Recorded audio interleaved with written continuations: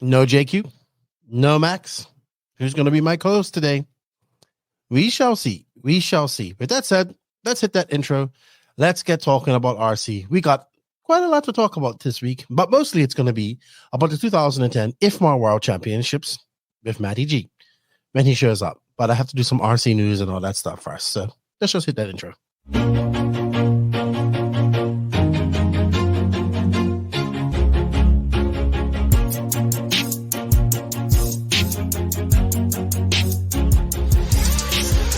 Nitro is the glory, but e-buggy pays the bills.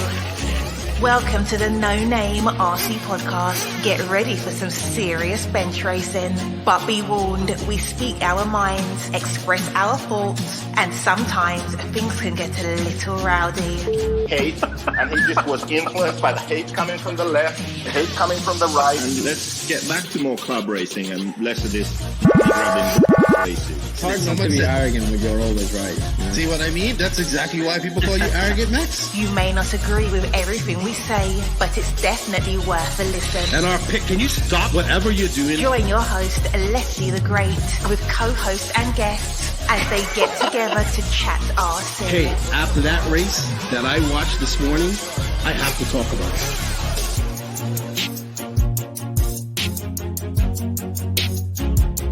Here we go. $100 right here, $100 throw. Oh no! I like this.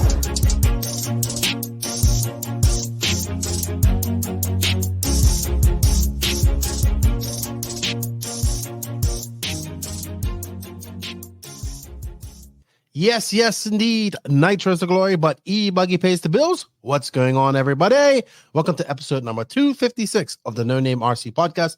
I'm your host, Keena White, aka Lefty the Great, and I'm back after a 2-week hiatus, I would say, more or less. Yeah. You know, guys, I had to do a couple of races. I was off doing the H2GP as well as the Georgia Peach State Classic. I will touch on them briefly, but I'm going to probably do a whole podcast recap with them.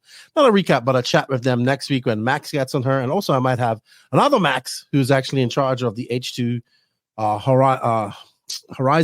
Horizon Educational Program that put on the H2GP to talk about it. But with that said, this week, the podcast is all about the 2023 110 scale IFMAR Off-Road World Championships that happened as well last week. Matty G, a.k.a. the Spleenless Wonder, will be joining me later on to talk about that. But we have to do some shout-outs and all that good stuff and talk about some quick RC news. With that said, I'd like to say thank you to all of the NNRC squad around the world. Thank you for all the support. We can't do this without you. It's great to meet new people who are supporters of the show. Actually, I met some at the H2GP, and I met some more at the Peach State Classic. So thank you to everybody that shows the podcast some love, shows me some love. We cannot do this without your support. Thank you very much. Also, big shout out to the patrons and new NNRC YouTube members. You guys go the extra mile helping to support this podcast financially as well. That really helps me out. I greatly appreciate it. If you wish to support this podcast, you like what we're doing, there's links for that in the written description of the podcast. I greatly appreciate it. Every little bit helps. Also, thank you to these awesome companies. And I have to say, if you are a company interested in advertising on this platform in 2024, please hit me up. Also, we're doing race promotions as well. We have rates for that as well. You want to promote your race? Come hit me up as well. But with that said, I'd like to say thank you to all these sponsors. Remember, everybody, there are affiliate links, coupon codes, and links to all of these sponsors and ad companies in the written description of this podcast. Some don't have any coupon codes or affiliate links. So if you can just say, hey, I heard about you on the No Name RC podcast, it helps me out quite a lot. It helps the podcast out. They are invisiblespeed.net, High Tech RC, Sun Pedal USA, Sidewinder Fuel, Hot Race Tires, Mayako, Beach RC, Techno RC, Lugs Racing Tires, Clinic RC, Ignite Design RC, Stacked RC, Donathan RC, RaceCraft USA. Shout out to the Florida RC Championships, WRC, Danny Paz. Shout out to my boy Gene Strout doing builds as well. Check him out at SJ Racing. Also, shout out to House of RC, RCGP, and shout out to our drivers, David Runafalk, Jared Tebow, Robert Battier, Alexander HagBerg, and the Spleenless Wonder, who will be with us later Matty G. Thank you guys for all your help. We greatly appreciate that. Remember, everybody, showing these companies some love, therefore shows the podcast love, and we greatly appreciate it. All right, real quick, some shout outs that I noticed real quick. I wanted to say shout out to the Dog Days RC. They have some more online raffles going on at this moment, I believe. And I was looking at one. So they have the online charity. It's up. One of them was up for auction. It's a Co-Ogden e-buggy wheel display case. So what they're doing is putting these items in a really nice display case. You can go to Dogs Day RC. Actually, I'll leave a link for them in Facebook link for them in the written description. Also, the wheels are mounted inside a shadow box packed with a photo of Co-Ogden. I'm looking at it right now. It looks very cool. Maybe we should put it up here. Let's see. Put it up here for a sec. Okay, let me put it up for a second. There we go. There you see the Co-Ogden wheels. That's actually a pretty cool display. You can go to Dogs Day RC and bid on this. I believe all proceeds will go to St. Jude's Hospital. I was just reading. Let's have a look at that. Yes, so all proceeds go to the St. Jude's Hospital, and it's for a good cause, right? So get your hands on this unique piece of memorabilia, and that was donated to help raise money for the St. Jude's Research Hospital West Central Pennsylvania Connection. The money raised from this auction will go towards overall donation raised from the SummerSlam series held at Shippensburg RC. So not only are they doing a online auctions, they have various different items. They're also doing some races where the donation will go through as well. You can go to Dogs Day RC. Starting bid is $50. Bid in whole dollar increments only, and try to raise some money for the St. Jude Hospital. It's for a great cause. So come on, RC people, let's help that out. Also, shout out. I met these guys at I met IFMAR and then HagBerg, and he brought down a whole bunch of Michigan guys. No Pro RC. So he reached out to me. I went out and checked out his YouTube channel. It's pretty cool. Them guys go really in deep. Man, I will say that those Michigan guys' cars were on point at Georgia Peach State Classic. So go check him out. Also, check out my boy Roach RC, dropping some great content as well. Always. I think I'll see him at Masters of Dirt next month. We'll see. But go check them out. And I also want to say shout out to my boy Justin Newby from Florida. He got this jersey done for me. He's been doing these jerseys. It's pretty cool. It's actually very light material, too. I thought it was going to be kind of heavy. Very light, very breathable. He made this for me. Big No Name RC podcast on there. Got some microphones on the side. On the back, it's also a No Name podcast. It's really comfortable. It's probably a little bit too big. I'm probably going to have to get it hemmed a little bit, but this was great. This is a 4X. I'm a big boy, so it worked out pretty good. Thank you, Justin Newby. I finally got that. I greatly appreciate that. Also, I just wanted to say shout out to everybody out there who attended the Georgia Peach State Classic. Also, these races that I've been going to, for all your support. It's been awesome. Being at the Peach State Classic, a lot of people came up. I was giving out a lot of decals. I have some more decals at the Florida RC Championships if I go. I'm waiting on weather to see if I go, but I should be there if it's not raining. I really appreciate it. Obviously, none of this is possible without you guys helping out and supporting. I greatly appreciate it. You make the No Name RC podcast what it is. And then my ability to get to these races also comes from you guys. So I greatly appreciate that as well. And it gives me a chance to say hello and say goodbye. And my thanks is kind of trying to give you guys some decals. I know, unfortunately, once I get in the booth or behind the mic to call the races, it's very hard to get out from that. So I don't get to go around and socialize as much as I used to, say when I was just there doing my own stuff. So I do apologize for that. But I'm kind of there to do that job. And I can't, once you get in the booth, it's kind of focused on that. But the last two races, I've been outside. So people have been able to come by, say hello. And I really enjoy that. Even that small little interaction that we have. And I look forward to seeing everybody continuously at these races that I go to. And just wanted to let you guys know that I'm forever thankful. And without you guys, none of this is possible. So thank you. So go check out No Pro RC. Go check out Roach RC if you haven't already checked them out. Don't forget your boy Chasing Trophies as well. He's got a good channel. So I'm always trying to show a little bit of love to some YouTube people or anybody who I think is doing good content out there. Also, if you haven't already, I want to prompt, go check out the NNRC Instagram and TikTok. Those are growing. I just surpassed 10K on TikTok. I'm super pumped about that. And I'm on the road to 10K for Instagram, to be honest. All off a reel. all for real. I don't buy anything. It's all organic, like reels and all that type of stuff. So it's been impressive over the last few months to see the Instagram grow as well as the TikTok of some reels. So thank you everybody for support. And it's also new people, right? There's also a lot of people just coming by these reels and looking at them and taking them into notice. So with that said, I think I will go on to the Invisible Speed news. Happy birthday to everybody. There were so many birthdays out there as well. I couldn't see all of them. So happy birthday to everybody who had a birthday. I see some upcoming birthdays as well.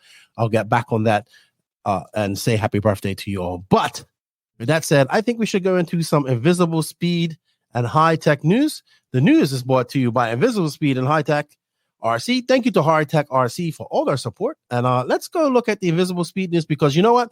The deal's still going on. You can get a 3-year course as well as a free book of the new 2.0 book that will be released later on this year, or in my opinion, probably early next year.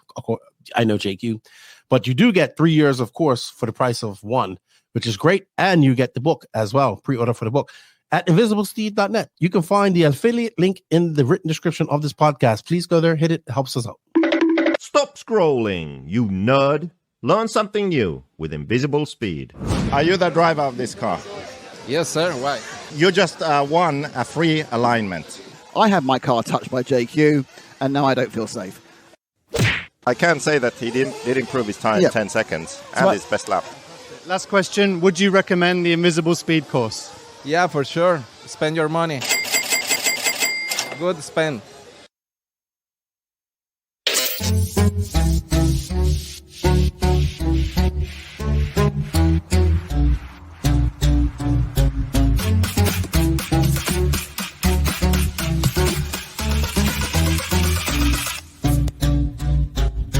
If you want to learn more and make your speed visible, stop scrolling.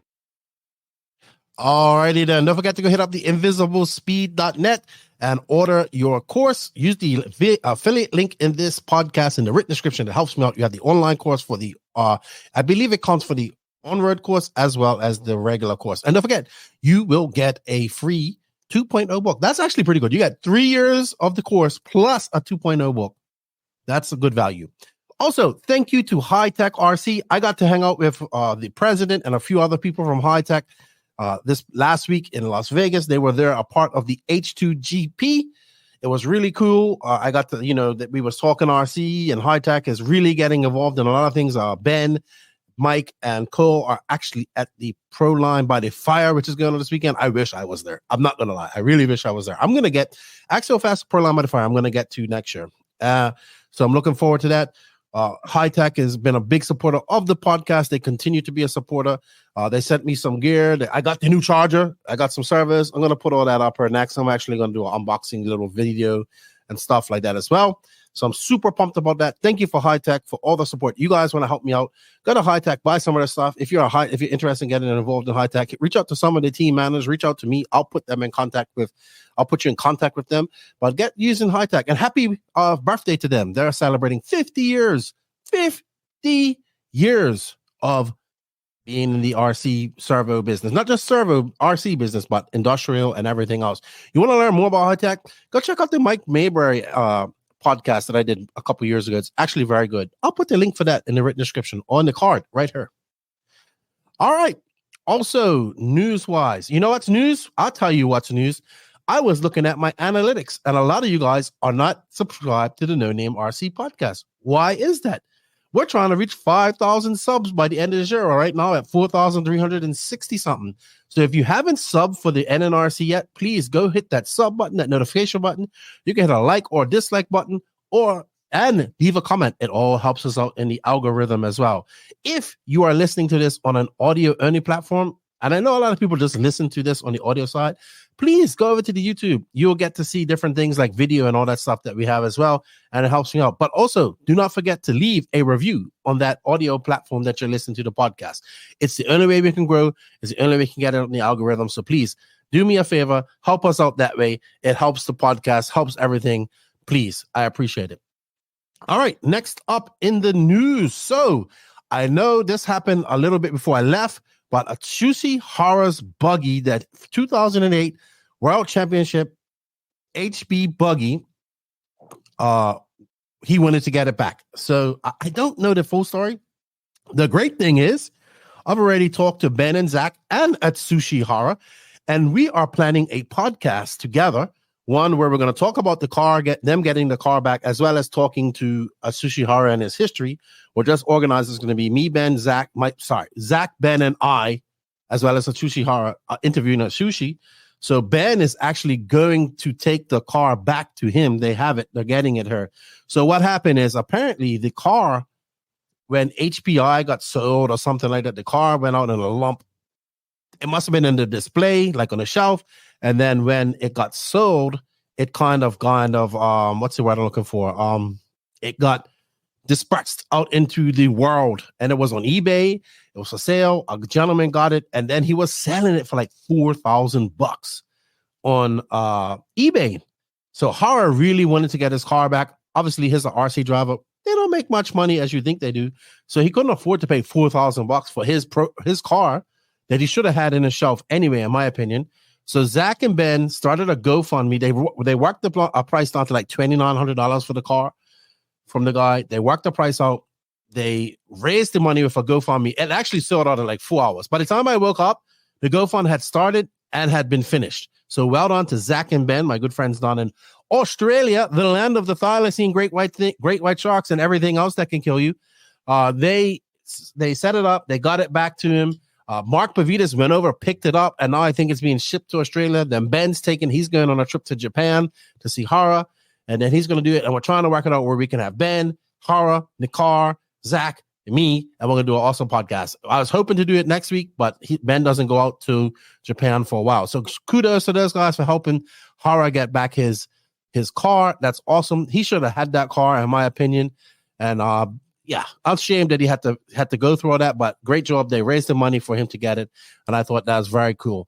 And we will talk with them more on this very shortly. Also, I know you guys, a lot of people were talking about this yesterday because we saw this on the social medias, but we saw that Lewis Hamilton and Esteban Ocon were playing with some Kyoshes at the Japanese Grand Prix. Now, I believe we saw Yuichi Kanai do this last year. I think it was we've seen Kyosho is very close with the F1 side of things, and in the F1 things, we've seen this before, but it was pretty cool. They had some, I believe these are like Yuichi Kanai's cars, so they got hot race tires on them, Red's engines. So all the social media people were excited about this. They were driving them up and down the paddocks. I thought it was pretty cool. What I'd like to see is now if we can get one of these guys to a race. I know it's impossible. I know everybody, it's not that easy to do, but it's great to see them racing them and doing all this stuff. Let's see if we can get them to a race. So let's hear what Red RC has to say. Also, by the way, it's great to have Red RC back. So they say last year at the Japanese Grand Prix, we saw Lewis Hamilton at the controls of a Tamiya lunchbox. So he was driving a Tamiya lunchbox at the last one. And Esteban Ocon having some fun with a Kyosho buggy thanks to RC legend Yuichi Kanai. So this was last year. I've also seen him do some stuff with Fernando Alonso as well. And now the two F1 drivers teamed up at Suzuka this year for a bit of 1/8 scale nitro fun at the event. The Mercedes-AMG Petronas F1 team shared photos and video on social media of the pair driving the two buggies up and down the pit lane, with both drivers clearly enjoying the experience before they get down to some more serious business of this weekend's Formula One Grand Prix, which starts tomorrow. Clearly, F1 drivers also need to be marshaled too. With a photo of one of the cars upside down, it also appears that Lewis shares something in common with our 1/8 scale and now 10 scale four-wheel drive champion Davide Ongaro in using a stick radio. So there you go. There's the pictures. Awesome. That's cool. We know that Lewis and his brother used to race RC. There's video of them doing that. How cool would it be to get them to a real cool race? I think it would be awesome. I think it's something we have to work towards. Yeah, I'm not going to lie. I'd love to interview Lewis Hamilton as well, or any of these Formula One guys, or anybody that does RC in that type of sense. I think it will be cool. So the more RC out there getting shown, the better it is. All righty then. So I wake up this morning because I'm recording this today. And silly season kind of started with the Viking David Ronnefalk leaving Mayako. Still up in the air where he's going. I'm hearing TLR. I'm still hearing TLR, X-Ray. Infinity's being thrown out a lot. S-Works. But something caught my eye was that he was sharing this and he was very buddy-buddy with Yuchi Kanai, even though I know the Viking is very buddy-buddy with Yuchi Kanai. But I also understand that the Viking does a lot of things to throw me off the scent and others off the scent. So there is a little speculation of rumor that he could be going back to Kyosho. We shall see. But still, rumors up in the air about where David is going. I wish him all the best. Obviously, he isn't going to tell me because he knows my mouth is too big. But we'll find out once it does, and hopefully we'll have him on here to talk about it. But the other big surprise was Madman Marco Barufalo. That's right, the madman from Italy. Silver State 2023 winner, by the way, I might add. Commanding win this past year. Has left Techno RC, or him and Techno RC have split differences. Now, the rumor is everybody thinks it's going to Mayako. In fact, I messaged Joseph and Robert this morning and asked them both if he's going to Mayako, and they both said no. But, JQ said it kind of too fast to be no. So who knows? But the rumor is that I heard, and then I asked Barufalo because he said he'll let people know as he goes to Buggyland next week what car he's going to run. He said he's going to pivot balls. So, I mean, that only makes it, drops it down to Associated, S-Works, WRC, Infinity, Sparco, X-Ray, I think, Mugen. So that only drops it down to about 7 cars. But I have strong, my sources tell me that it's WRC. That's what I heard. I've heard it from 2 different people now. I've heard it from one that absolutely would know, because they would know. And then the other one I heard from just they heard it. So it only makes sense that he goes to WRC. It's Italian-based company. They're looking for a driver. They did have Tresavan, and they still have, what's his name? Valente, but they don't have somebody of the level of Marco Barufalo. So if he is going to WRC, I wish him all the best. We'll see what he does with him, because you know what else is great news? We have Buggyland coming up. Oh, I forgot to talk about something else too. Hold on, let me reverse. So let's get into other news about races. So we saw that also this weekend was supposed to be the IFMAR World Cup for e-buggy. So how it works is IFMAR wants to have a e-buggy World Cup prior to having a Worlds. It's how everything's done. I think it's dumb. I understand that it's also to make sure that the tracks are prepared and can handle it. But I also know that the track that's going to hold the e-buggy Worlds in 2025 is the B-Buggy Arena. So it wasn't even going to be at this track, that they were having it in Portugal. No, I got the message last week that they weren't going to do it because of weather. I think it's a lot to do with weather and the low entry count, being as it was right after the World Championships. Ongaro had a race this weekend, and I actually think his race is suffering from bad weather too. I know Joseph and Robert are supposed to go to that race in Pecco, but they canceled because of weather. And then they have Buggyland right after that. So the World Cup is going to be canceled to next year. I heard some rumors. Well, I saw that they're trying to change it to the week after IBC. But even then, I think it's going to struggle because that is the weekend of PNB. So IBC is the weekend before, PNB is the next weekend, apparently. So not sure what's going to happen with that. I say forget having a freaking World Cup. Let's just get to the Worlds. Let's do it in 2025. Or combine the 8-scale Worlds together. That's what I would do. But we shall see how that goes. Enough about IFMAR. I have enough rantings to make about them over the next few months anyway. Let's move on. Ongaro race is happening this weekend. I know they had rain. Not sure how that affected the entry count. I believe it's still going on. I could be wrong. It was going on when I last checked. So I do know the rain affected that. Then we have Buggyland next week, which is going to be great. I know Miguelo's doing a whole new layout. This is one of the big races in Europe where a lot of people attend. So I'm expecting a lot of people to go. I wish I was going. I know the saltiest of salt, Salty Joe, is making a trip from Bermuda to go there. So that's great. Good to see. And I'll be watching it. I believe RC Racing TV is doing the coverage. So it'd be great. We can able to follow that as well and see how things go for some of the best in Europe next weekend in Madrid, Spain. And we'll get to see Marco wheel his new pivot ball car, which could be an WRC. Like I said, that's It's almost 99.9% confirmed, but I've been wrong before. It could be all throwing me off the scent. Anyway, silly season is in full effect. We got races coming up. Also, next week, we have the Florida RC Championships Round 6 at Epic RC Raceway. That race sold out in 16 minutes. I might be there. I'm supposed to be there. We're kind of just playing it on air until we see how the weather is. Like if it's going to rain, it doesn't make sense me flying out there. But right now, it's a go. I'll have my tickets sometime next week. And of course, we have Masters of Dirt coming up, which I'll be attending as well later on in October. Okay. Ooh, I almost forgot. The Europeans are coming to AMS. That's right. Alabama Manufacturers Shootout is happening the first weekend of November or second weekend. I can't remember the exact date. Confirmed. We have Juan Carlos Canas, Madman Marco Barufalo, Robert Badier, and Pecco Ivanen are making the trip over from Europe to race with the Southeast Racers in Coleman, Alabama. Also, JQ is going to be there, but he's running 40 plus. So it's really good to see the Europeans coming over. I know when I was in at IBC, a lot of them had talked about coming to this race just because it's kind of the end of their season. It's under a roof, it's capped and all that stuff. And a lot of them are talking about PNB because, you know, they're kind of looking at races where they're going to be guaranteed.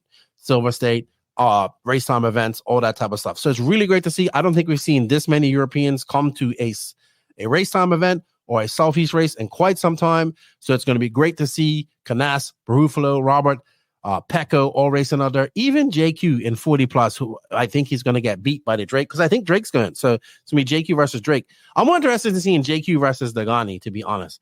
But that's going to be great. AMS is going to be good. If you are on the fence of going, you should sign. I mean, I think it's capped and it's already, I don't know what the deal is, but if you haven't paid, you should pay. And let's get ready to do that because the Europeans are coming. All right. So I'm going to finish this off with a couple things real quick. Reds released a new engine. They released their Super Veloce European edition. Let me get up here. Let me see what this is all about. That's right. They have released, I must admit, when it comes to releasing good-looking engines, Reds is awesome. So this engine looks great. It's, I really like, I'm just being a fanboy right now of how it looks. But check that out. Look at that. I love that red highlights around the fins. So this is the Reds Racing 721 Super Veloce Euros Edition off-road nitro engine. Reds have announced the release of a new limited edition of the 721 Super Veloce off-road nitro engine to celebrate the great success of the 2023 Euros and Radovans. So basically, this is a Canas JCC motor. This Monster Tune engine is a limited edition of only 300 pieces all around the world. It's the same setup used by JCC, TQ and first place, and Elliott Boots second place at the 2023 European Championships held at Radovan. Reds engine proved to be the best in terms of mileage, reliability, and tuning ability. So, Reds coming out with a new engine. It's great. JCC wins. Boots does well. They get their own engines. Check them out. And they look pretty cool. I don't know much more about them. I haven't really talked to much people about the Red stuff, so I don't know. All right. So we had two big races this past weekend, along with the IFMAR World Championships. They were the Georgia Peach State Classic, which I attended in Tiger, Georgia, as well as the rebirth of the once was called the Southern Nationals, but it's now called the Southern Classic. That's held in West Monroe, Louisiana. I had the privilege of going to the Southern Nationals when it was still the Southern Nationals under the first owners. I believe then Racetime took it over, and I don't think they're doing it anymore, just because it's logistically, I think, a little bit logistically difficult for them to get down there. This race has been a staple in that part of the Texas, Louisiana, Alabama community for quite some time, and it's good to see it rebirthed. The original track builder came in and built the track. It looked absolutely awesome. Let's have a look at it real quick. Let me turn the volume down. So we are going to have a look at the Brandon Rose actually won Nitro Buggy. Now, the only thing is it didn't get all the top pros that it used to get. And I think that has a lot to do with basically it being obviously on a Worlds weekend and having the 2023 Peach State Classic going on at the same time. But man, this track is completely awesome. Let's have a look at it. And let's have a look at a lap with Brandon Rose around this track.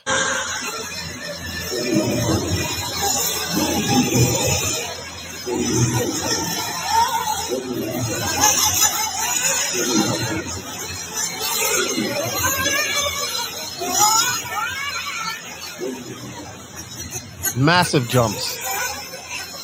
Look at that. Massive jumps, 2 crossovers, like a big crossover and a bridge that jumped you down.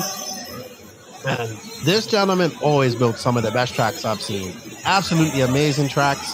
I really like them. The year I went there, JQ and I went there, they had a great track as well. You see the bridge jumping you off.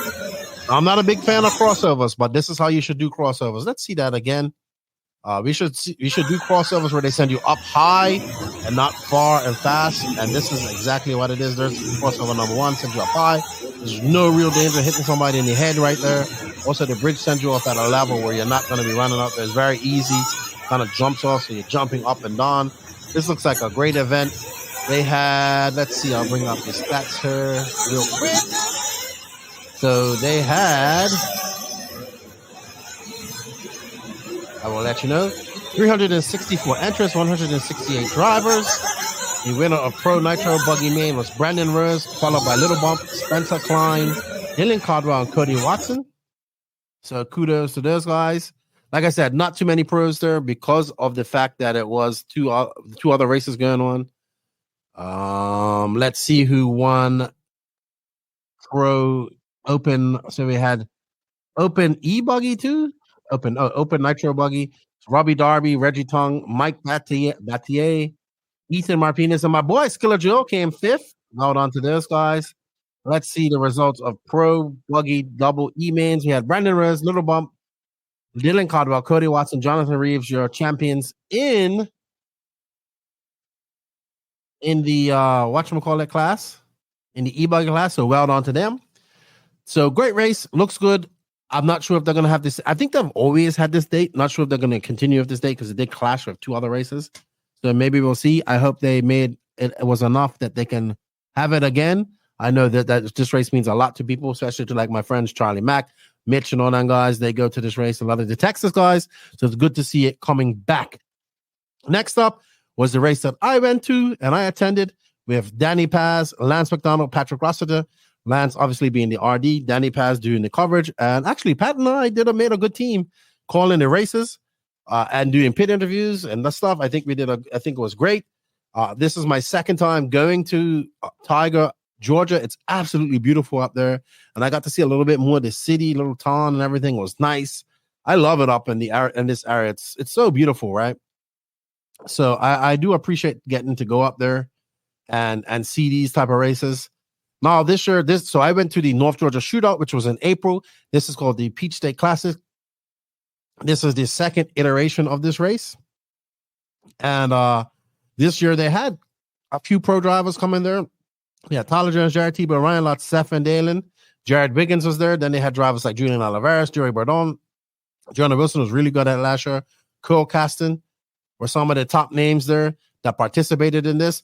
Tyler Jones was out there running the Sparker, and I have to admit, he looked great. He TQ'd round 1. He was super pumped about it. In Nitro Buggy, he came off. He's like, I needed that. We, had an interview with him. And then he went on to, I think he didn't TQ. He didn't have a good run in Q2, but I think he TQ'd Q3, I believe, which then put him starting on the pole.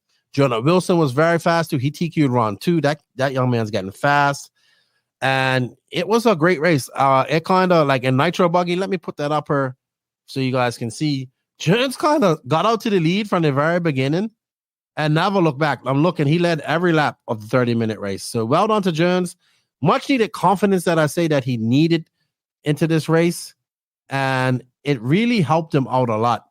This is Sparker's first big win, I want to say, as well. So, and especially on American turf, Sparker seems to have some money behind them, and they are pushing really hard. This is one of the cars that has been talked about the most.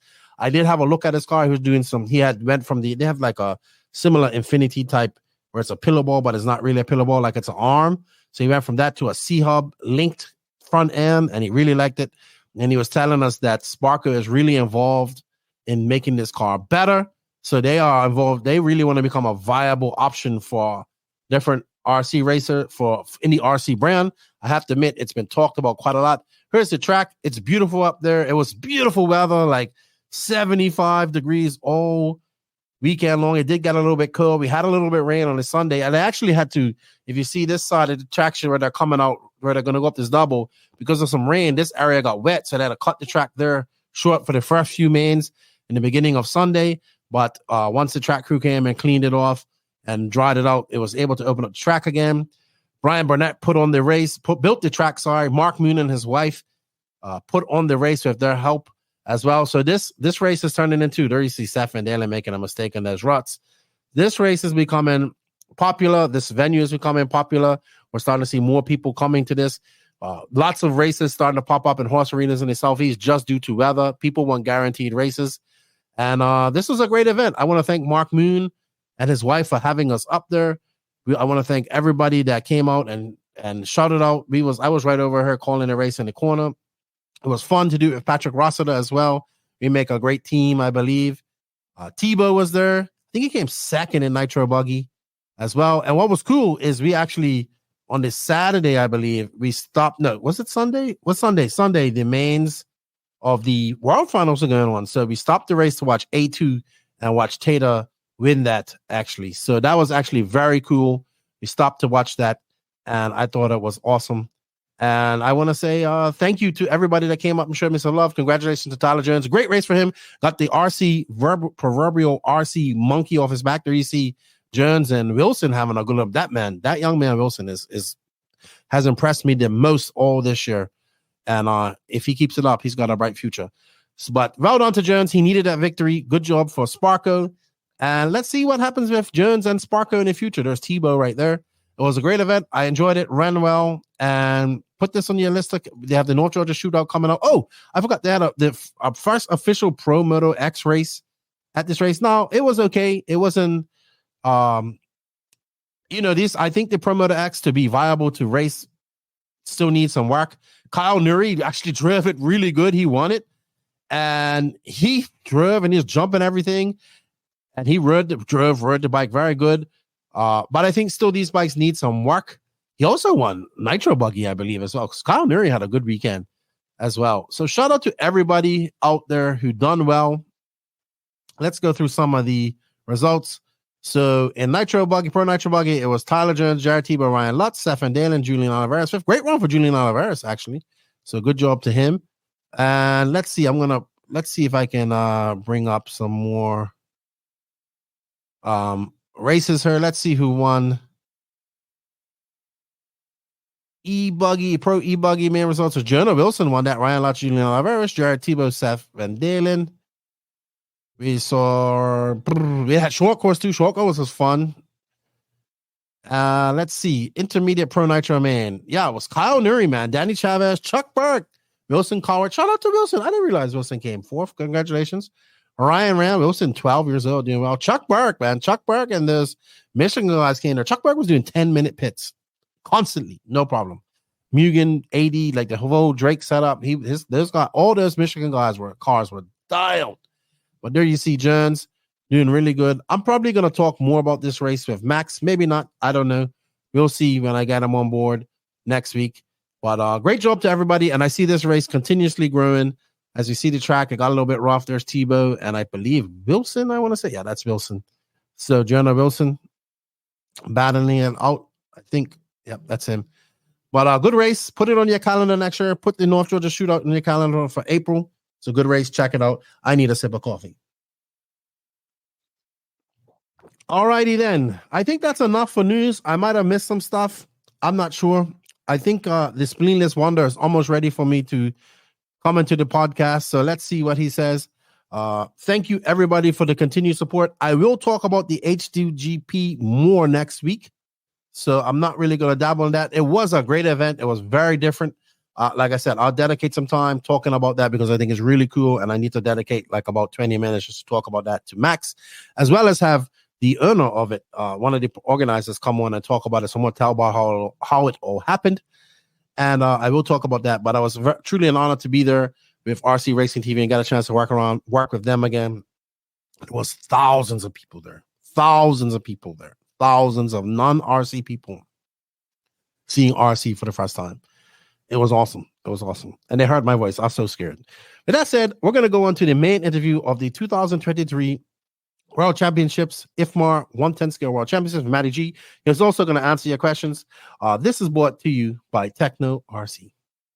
Techno RC. Techno RC is a championship-winning manufacturer of high-performance A-scale, 10-scale, nitro, and electric RC buggies and trucks.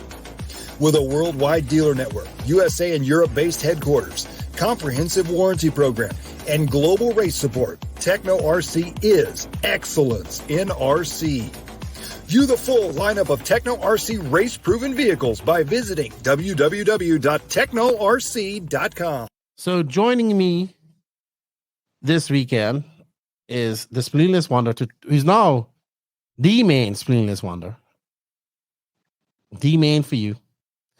To talk about the 2023 10-scale World Championships, probably one of the most anticipated 10-scale World Champions we've had in quite some time. First championships back in America in 10 years for 10-scale. If you want to learn more about 10-scale world's history, check out episode number 255 I did with T-Boy. We went back and looked at a lot of the worlds that he went to.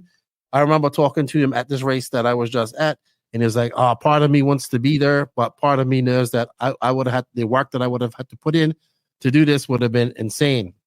So you made the trip out. This race started. Wow, this was a long race because you guys, everybody kind of made the trip out there the Friday prior to it. Practice started on this Saturday or Sunday? Practice started on Sunday, but tire gluing was on Saturday. All right, so let's start with that because that's what caused the.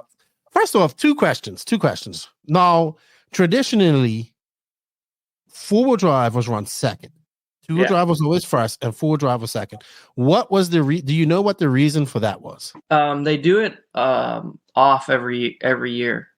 Okay. They usually start with one first and then the other one first. I think the biggest thing is they wanted to break the track in like for two-wheel, so it had some of a groove on it. All right, well, let's talk about that because this is a traditional track. I know leading up to this, like my friends over in Europe, especially the briefcase, he messaged me constantly asking about track prep. Now, traditionally, on clay tracks in America, we use sauce. There was no sauce allowed here, any type of tire prep whatsoever. And I guess running four-wheel drive on it, being they have a little bit more traction, did that help going into the two-wheel drive section? Did they lay down enough rubber for that to help as well? I would say that like the 4L portion of it was pretty good. Like it started off a little rough, and that because I was in heat 1, so I was the first heat out there doing donuts. But then it got good. Like it just was the same amount of grip. Like for everybody, the tire prep from what we had all practiced on was definitely different. But since there was no sauce in the track like whatsoever. Awesome. All right. So tell us, before we get into Tiregate, tell us your first impressions of the four-wheel drive side of the track. What did you think about it? It was tough. Coming off the straightaway, there was a double that you had to like arc to triple to come onto the triple. So trying to do that consistently every lap definitely wasn't easy. And if you pushed out wide, you got in the dust and just did a donut. So doing that consistently was hard. I tried to forget most of the layout. You're trying to forget it? No, I tried to forget most of the layout because my world does not go well. It did not. It did not. But that's how it goes, right? There was a lot of competition there, and we know that I think making the main would have been a great accomplishment for you, but in all respect, there was a lot of fast guys that did not make the main. So don't feel bad about that. I saw I just wanted to say that I thought the track was cool. I was hoping for some big send it type of jumps too, but I didn't really see that too much. Yeah. So I think they made a layout that was safe, I would say, but as you said, it was a little bit hard. I wasn't driving on it. I thought the presentation was great. I thought the turf on the infield. Yes, I thought the track looked great. The surrounding area looked great. Obviously, that wall with all the previous 10 scale world champions on it was awesome. I thought I've never been to this facility, but I thought it looked pretty good in there with all that type of stuff and all that decoration. So kudos to the track crew for all of that. Yeah. It looked good. What was the atmosphere like? I could just imagine what the atmosphere was like on Saturday, Friday. Everybody getting there. I'm watching everybody's posts headed to the Worlds, doing this type of stuff. So I'm pretty sure it was just like everybody was excited that first Saturday, Friday, Saturday. We were definitely all super excited to glue tires, and then I get there and set up, hang out with our buddies and stuff like that. And then everything with the tires happened, and then we just kind of all sat around the first practice day for a couple hours till they sorted that out. Well, that's a good segue into Tiregate, because you messaged me. I think I was in America. No, so everybody got their tires on Tuesday, right? On Saturday. Yeah. All right. So let's start with that. First off the bat, I think it's absolutely dumb that you have a spec tire race and don't have a limit on tires. It kind of eliminates the point of having a spec tire to an extent, because if you can buy unlimited tires, then it kind of still gives an unfair advantage to people that can buy it. So I think going forward, there should be a limit. Like any spec tire. I do understand that this is also a way for the track to make some extra money, but I feel that there should be another way to do it instead of jeopardizing the whole making it fair for everybody thing with the spec tire. But so the big thing is they basically ran out of four-wheel drive front tires. And why was that? Stop yawning on the I was trying to get something out, but so the tires, I don't think they expected multiple people to buy one-run sets of tires.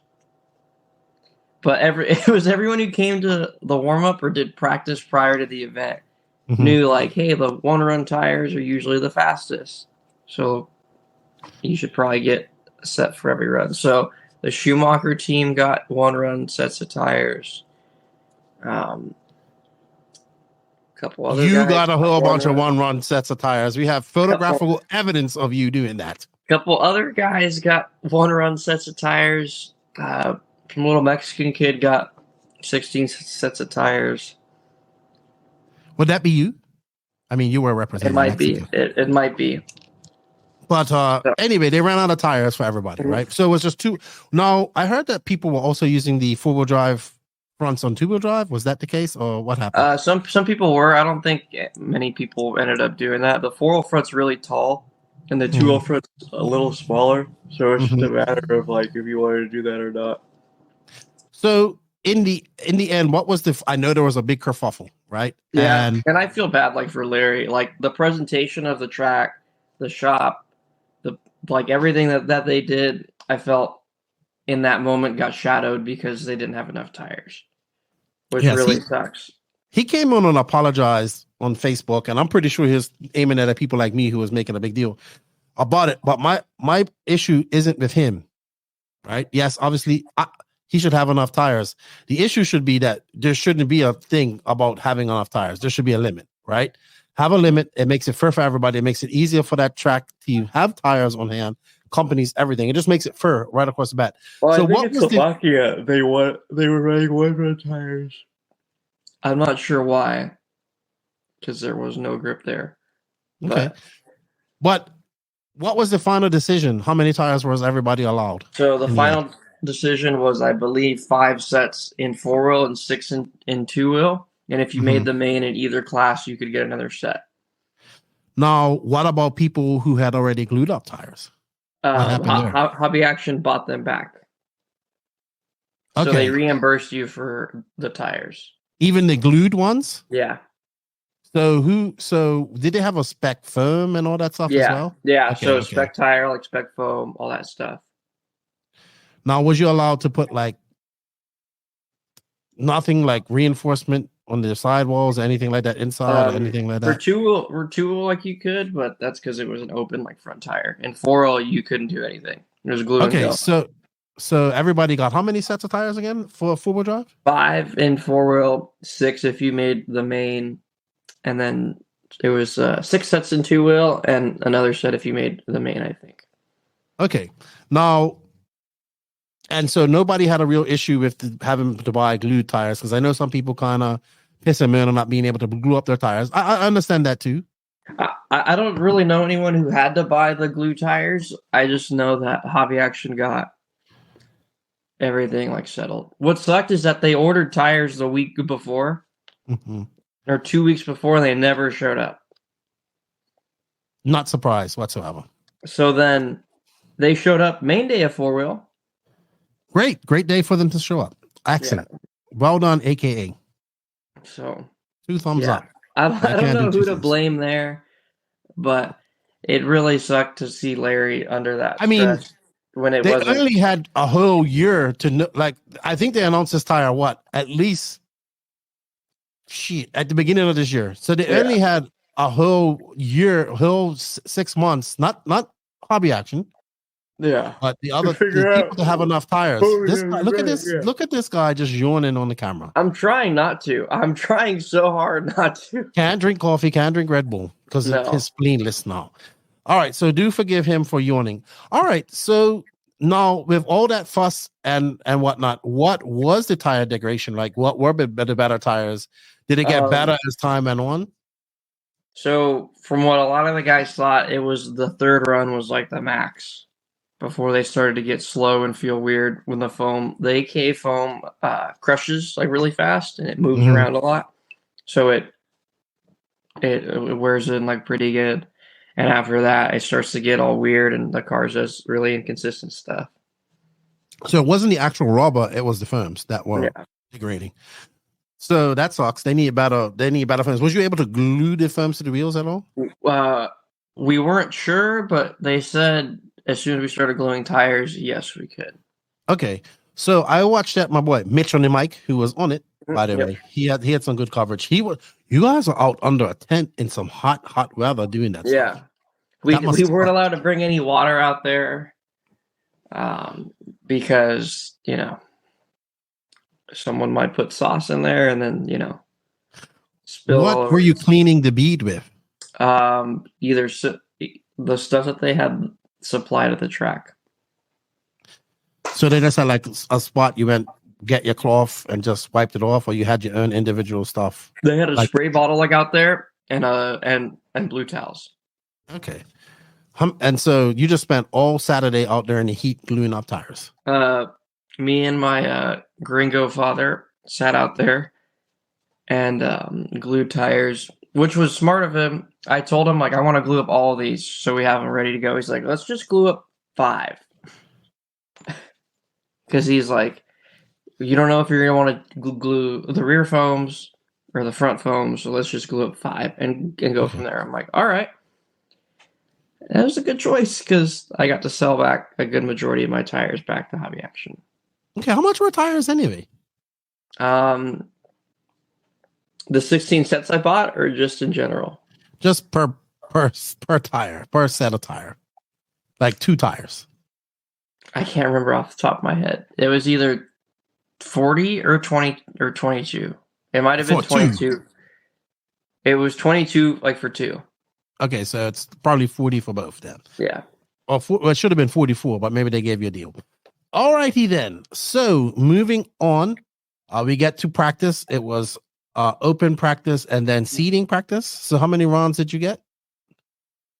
4 of normal practice and 3 of seeding. So I did know that in his infamous wisdom, Jeff Parker decided to have 3 rounds of seeding and have 1 round on the day of qualifying.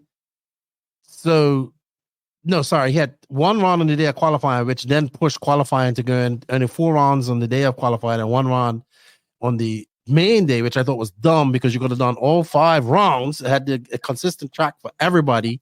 Yeah. The same consistent track on one day. In my opinion, what a stupid decision to have another seeding round. Or, just let people go around and qualify. What did you think about that? I didn't know that was up to Jeff. I thought it was weird that we all had to run a round in the boarding just with the track conditions being so different from one track. Oh my gosh, this guy and his yawning. I'm trying not to. So the track conditions varied so much from whether there was people on it to people not being on it.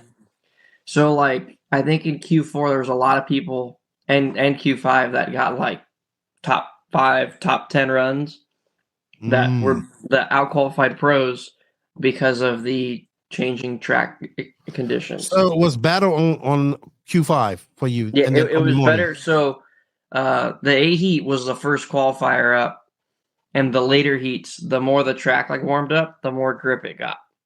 Now, did they rotate the heats as well throughout there? So like it wasn't 1, 2, 3, 4, 5 up to 14. Yeah. I did see that. I did see that. So they did race 1, race 5, 10, and then so on. Okay. So practice starts. Davide is fast right off the bat. Lots of Europeans are fast. I think I've never been so happy to be wrong, because honestly, I didn't think the Europeans would. I didn't think many would make the main period, if not one. But the Europeans seem to be very strong in four-wheel drive right off the bat. Was that shocking to you, American drivers? I wasn't shocked that Davide was going around good. Really? Because it shocked me. No, like I knew coming into it, I'm like, this guy's gonna be pretty fast. So like they just he literally built his car in the hotel room and then showed up. Did he? I heard that. I wasn't sure if that was true or not. Yeah. It was a hotel thrash build. Really? Was good to go though. Yeah, it looked pretty good. His mechanic, Nino, I think, was on it. So who was his mechanic? Nino, I think. Oh, so his dad didn't go. Okay. No. So anyway, as we go into, I believe he was top seed as well, right? It was either him or it might have been Fend. I think Fend top seeded. They don't show these. Maybe I'm missing it, but I'm looking for these stats. I think Fend top seeded 4-wheel. All right. Well, let's see. Because they don't have. So Ongaro top seed off of Q pre-1, P1. Oh, what is this? Why is this 2-wheel drive? Dude, you gulp very loud. I'm trying to stay awake. This guy knows he has to record a podcast, right? So Fen took first round P1, and let's see, P2. What? Jared Stokes? There was a mishap. Yeah. Okay, so Ongaro and Kara. Mm-hmm. Practice round 3. Brock Champlin. I think Davide went in top seed. Well, who knows? Because it's off your best 3, right? There's no overall there.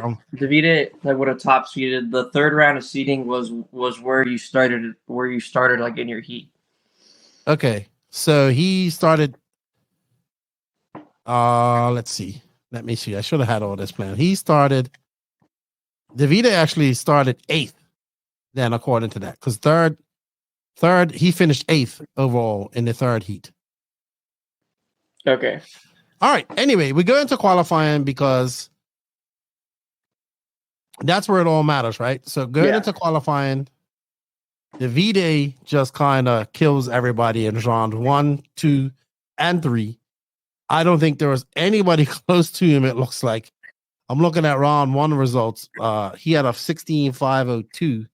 The closest person to him was Sontag, actually, who had a 16.502.8. So Sontag was just a 10th off, really just under. Tater was on it in the first round of qualifying, and I don't know what happened the next few, but he had a 12, a 20, a 10, and a 30. That's what happened to him, which he ended up being BQ. And I guess but man, Ongaro was just good, and I was freaking out on Facebook. So Ongaro had 502. Just like from what it seemed like he just outdrove everybody in qualifying. Like he didn't seem like he had the fastest car, but his stuff, he just was the most comfortable out there with what he had, and just was going around and it looks like round 4 and 5. Once he had TQ wrapped up, he did the smart thing. I wouldn't have wasted more tires if he did, and I would have just saved those tires for the finals.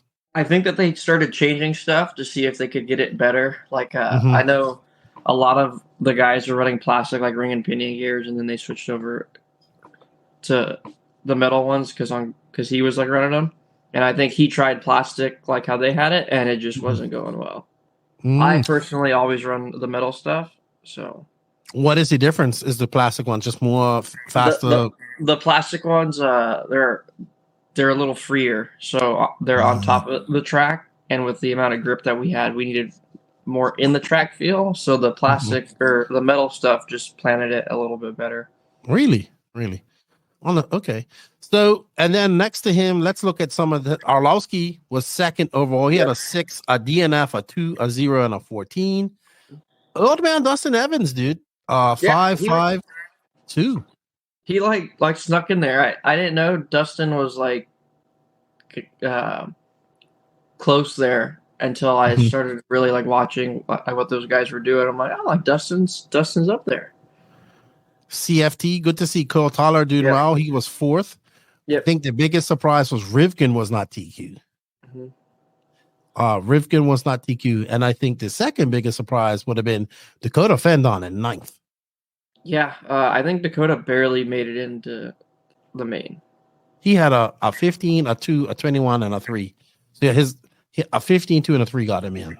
Interesting. Like then when Carrick was out front in Q5, no one was letting him by.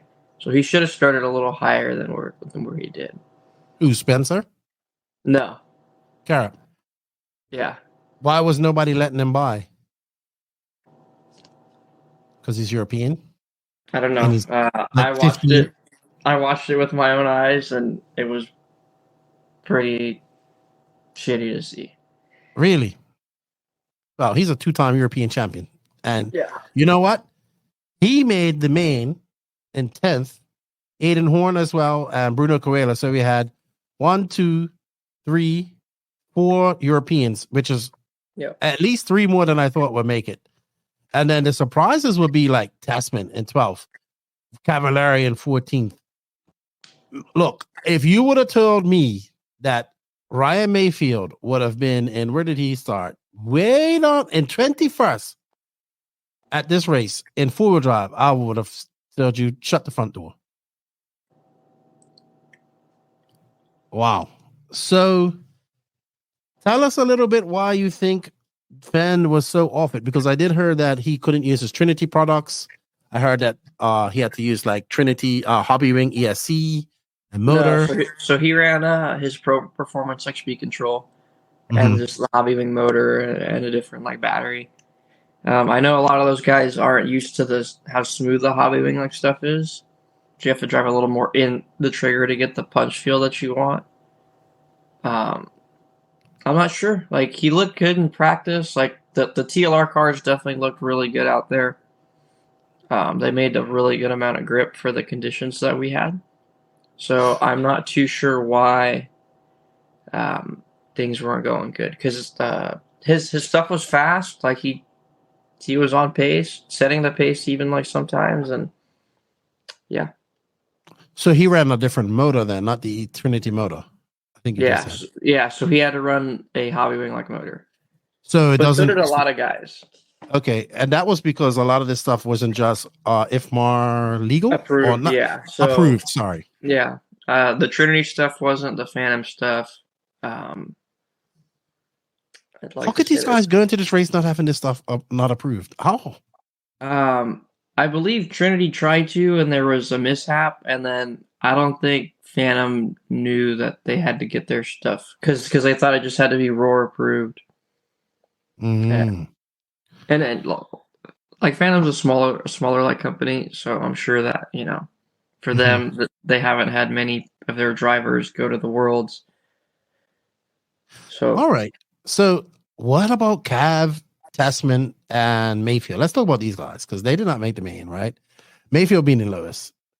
Tasman, let's see. Tasman, let's see if he had any. He had a 4. He had a 4 in Q1, yeah. Yes. Cavallari had a 13. His highest was an 8th. Let's see where whatchamacallit was. Hold on, where is he? 21. Mayfield just had a stinker all around. A 20, a DNF, a 12, a 20. He was just never on pace. Now, he was sporting the new Fly Sky MB4 Pro. Do you think that had something to do with it? No. He ran it at the Mugen Challenge and had good results. He ran it when we came in club race. The radio seems to be pretty good. He said it's comparable to what he's used in the past. So he seemed pretty happy with it. All right. Maybe just not enough practice, I would say. Because he's running associated cars as well, right? Yeah, it just was it was hard. It wasn't easy at all. Just trying to get a feel for the cars and trying to feel consistent throughout the whole run. It was hard. Okay. All right. So let's get into finals day. So finals day, you guys have some practice. Obviously, the big hype is about Davide. He kind of murdered you guys all in qualifying, which I honestly, I'm still shocked at it, but I ain't, because Davide is really good, right? And full drive, probably not having as much grip. He's used to driving like this. He's able to throw his car on a lot more. We see this in 8 scale, but I didn't think he's going to be this good. And I'm all excited because I'm like, if he wins, that's 6 months of bragging rights for me about America versus USA. So he goes into A1. Let's put that up, or we'll start that actually. We'll put A1 on while we're talking about 3 for 3 in our first 3 rounds of qualifying. That's going on in the background there. I think he just kind of completely dominated A1. If I remember correctly. He walked away from it pretty much. Orlowski held the pace for a bit at the beginning, and then Davide just kind of walked away. All right, so here we are with Davide. He's in the yellow car. Once again, his paint scheme has changed somewhat. It looks more yellow and whitish now. There's Orlowski, and I believe that's Fenn right behind him. No, that's Evans. Yeah. So, not surprised at this. He did well. A2 was different.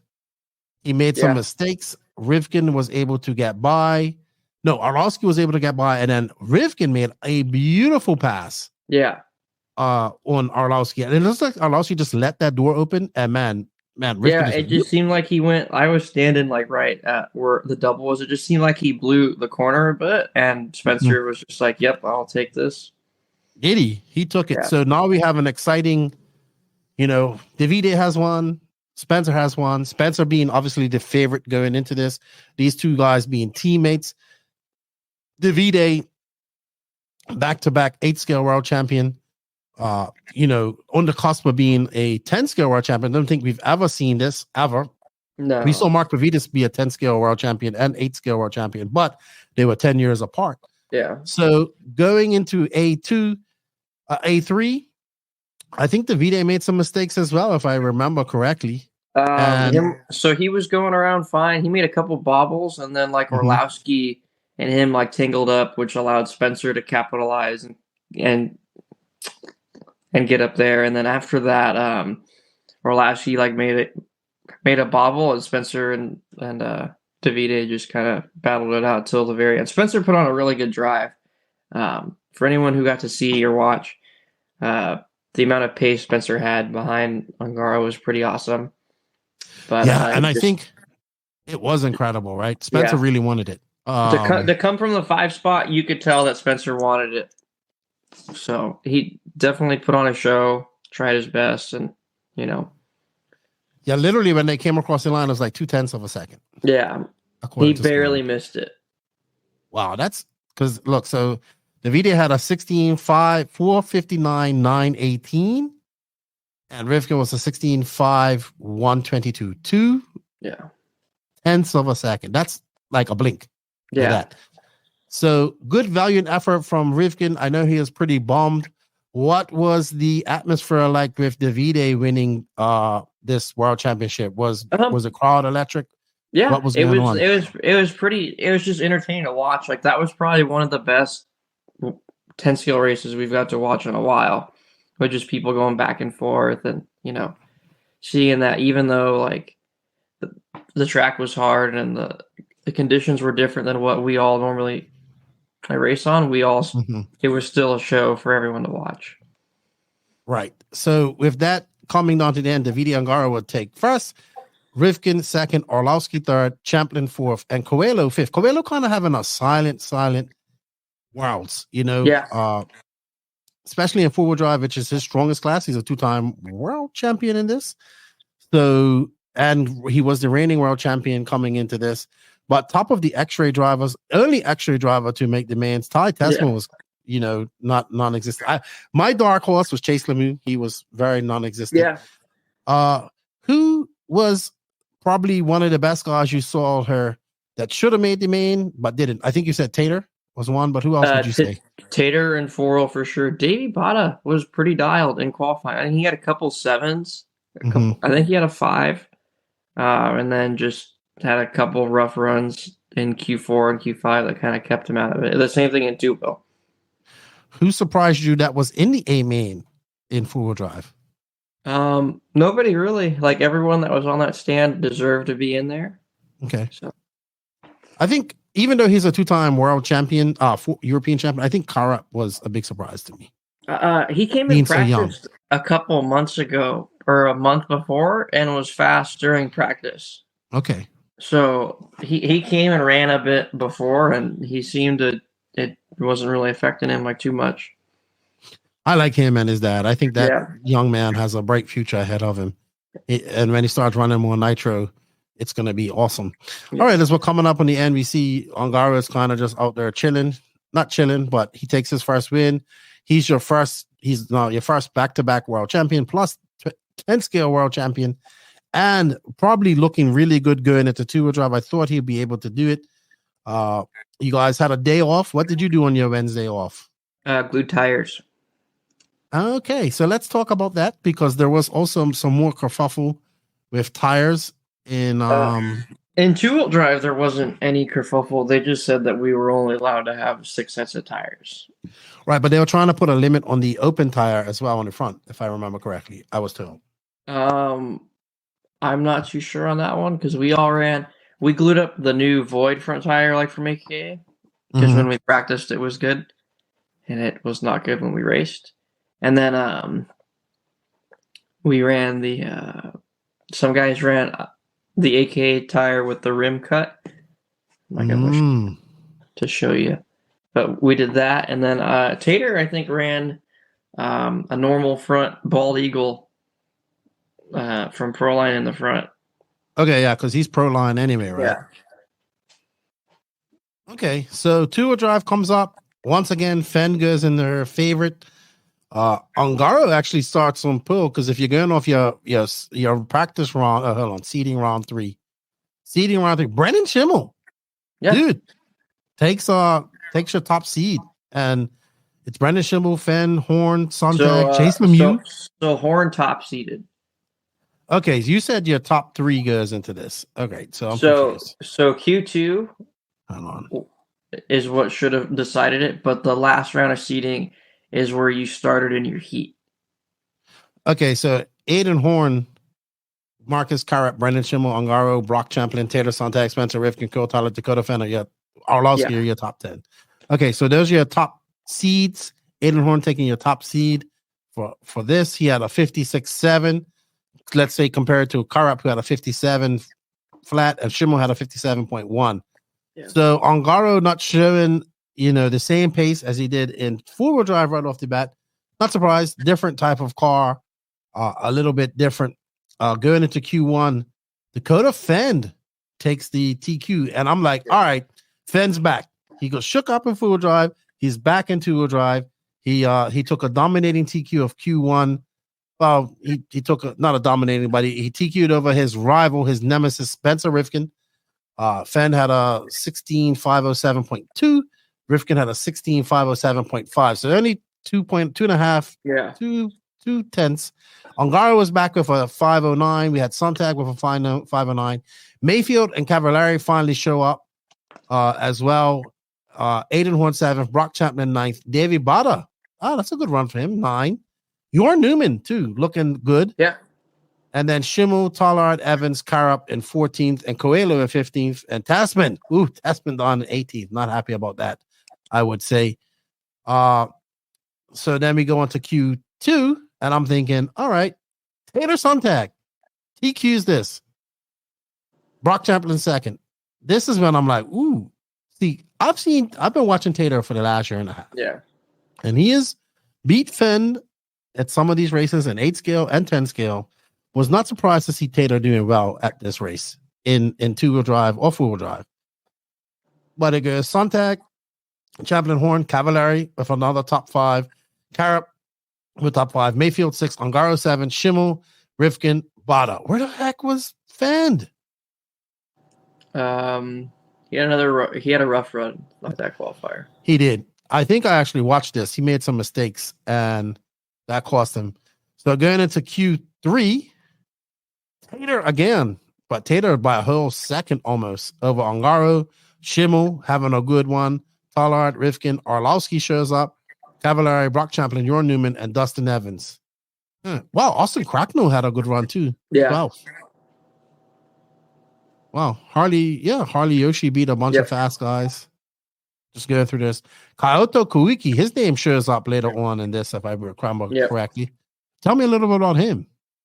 He came down for like a month, I think, for the warm-up and stayed there. And I think the track conditions from the warm-up to what we all practiced on to what we're running were completely different.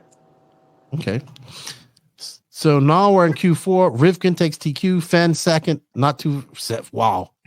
Like, freaking Rivkin demolished these guys by 3 seconds. He was on it. Yeah. So it's Rivkin, Fenn, Horn, Cavallari, Orlowski, Coelho, Newman, Ongaro, Tessman, Chase Lemieux, Cotallard 11th, Mayfield in 12th. And I think Tater had a stinker. Mm-hmm. He had a bad stinker. So going into Q5, which then took place on Mains Day, we saw Brock Champlin, Davide Ongaro, Tater Sontag with a 3, Ryan Mayfield, Carrup, Evans, Jorn Newman, Rivkin, Coelho, Aiden Horn. Wow, what happened to Brock? He just kind of showed up at that last qualifier. Yeah, they changed some stuff, and he had a qualifier where he had a DNF, but they figured like some stuff out in the morning run, and he went out there and TQ'd. Yeah, they had that new car there too. What did you think about that? Cavallari ran it a couple of weeks ago, and it looked really good. It seems like the Schumacher team's always like working to develop stuff and get their name a little more known in the United States. So they got the right people to do it. Okay, awesome stuff. I guess this will be the dirt version of the car. I know they're primarily carpet and AstroTurf over in Europe. But with that said, Champlin takes that TQ, and let's see the overall TQs here. So in the end, it was Tater because he had a 0-0 and a 3. Spencer Rivkin, who had a 0-4 and a 2. And Ongaro, 3rd. Brock Champlin, 4th. Dakota Fenn, 5th. Aiden Horn, 6th. Ryan Cavallari, 7th. 8th was Mayfield. Carrup, 9th. And Schimmel, 10th. I think missing out on this, which was surprising, was Coelho. Bada finished 14th. Orlowski will not be happy as well. This is something he would have thought he would be in the main for, and he's in 16th. And Ty Tessman gone in 17th. So Tessman having a very disappointing routes. But Tater Sontag taking over that TQ, going into finals day. I think the world was buzzing, right? We just had this European guy come over to America and dominate. Yeah. Now we have Tater, who's kind of the unexpected hero in all of this, I would say. Yeah, like I definitely expected him to make the main. Okay, yes. I'm not surprised at that. Yeah, but like just watching him drive, how comfortable he was, how confident he looked in his stuff. Like he just drove good. Like there was like when he was out front a couple qualifiers, I'm like, no one's beating this kid. Like this guy is on. Yeah, that's how good he looked. I've seen him like that a few times, but he'd always make mistakes. Right? No, this weekend you couldn't shake him. Honestly, that's good. 16 he is, right? Yeah. Alrighty then. So we go into Mains Day after. Well, we're in Mains Day after the qualifier. Don't you guys get some practice too? I think the guys got open practice after that. We got a one practice round. Here's Yoni Spleenless Wonder. Let's look at A1, which Tater actually won. Mm-hmm. You'll put that up on there. Excuse me, I got a cough. I apologize. So Tater, this actually starts a little bit in. So it could have been all. It could have been all bad the first lap. Tater kind of hooked a pipe. I saw that, and it collected. Well, then at first Brock got into somebody, and then after that, it just was a So Tater gets out in front. I see where he hooks that pipe and gets it wrong. Oh, shucks. This is just the short end of this. Hold on. It's in two parts on Live RC. Because they did the driver leg intros and stuff like that, I think. Or no, they're probably showing where they had to make Cavalier do the stop and go for no reason. We're going to talk about that because I thought that was a very silly stop and go. So this is the main her. We'll see Tater come up. I think he gets it wrong on this double coming up her. He gets it. He tags that a little bit. Oh yeah, and that puts Fan right behind him, and then Fan just flops. He jumped off the track this lap, I think. Yeah, I have no idea how he does that. He just accelerates out of there and accelerates completely right into the driver's stand. How does he do that? The takeoff there wasn't the most grip, so if you didn't line it up straight, you were going into the wall. So he looks pretty comfortable, and that is Horn behind him. Yep. Yeah. All right. So Tater gets out front. He takes Q1. We're gonna see. This is a dumb penalty. I have to agree. I don't understand how Cavalier got a penalty for this when Horn went sideways. So Aiden got loose. Mm-hmm. Cavalier had nowhere to go, and he tagged him a bit, but he just kept going, it wasn't Cavalier's fault at all.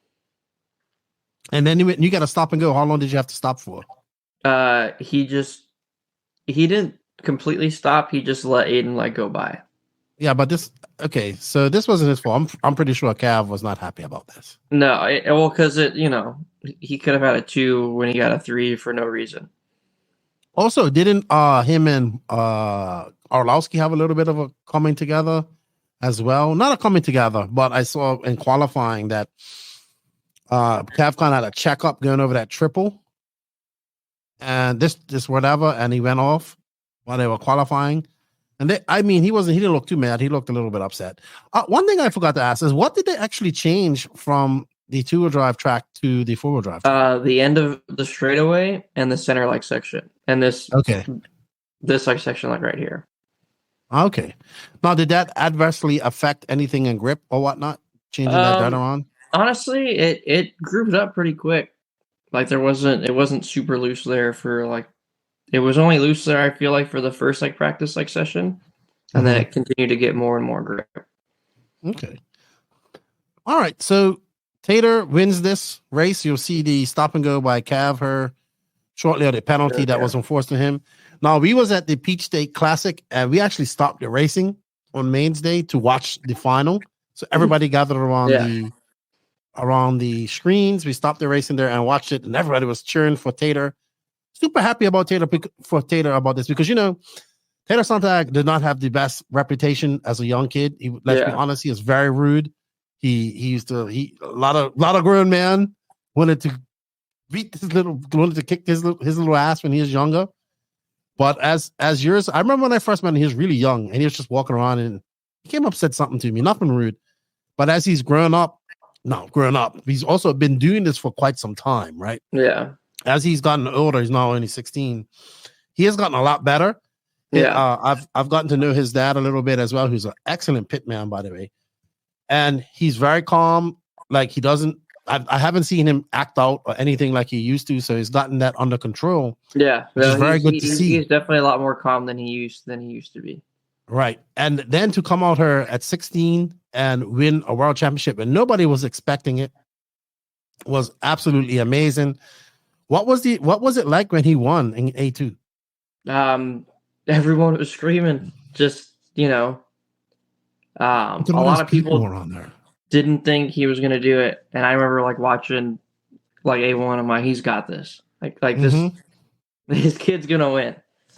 Really, I thought it was very good for him. It was good for him. It was good for TLR. I'm like the last person who won a world title for TLR or low C, I believe, was Cavalieri in 03. He was thinking about this. It was Yuka Stanari too, I believe. That won 2-wheel drive. Yeah. No, sorry, Kinwald. I was told was the last person to win. No, it was. Okay. It was So Cavalieri won a title for them in 4-wheel. Okay. And I don't know. Who was the last 2-wheel drive race? It was either Kinwald or Sonari. Sonari was 4-wheel drive, I believe. Okay, because Francis won 2-wheel. No, that's way before my time. Yeah. Well, I shouldn't say way before my time, but before I was actually paying attention to 10 scale. I've always been a nitro guy. So we're gonna this is A2. We'll start. There's only 12 seconds of this, 52 seconds, and then I'll go to the next one. So there's Tater out there. This is probably the last few laps. Okay, so we'll just do it here where we'll do the last few laps where he celebrates, and gets that reward. I was super happy for him.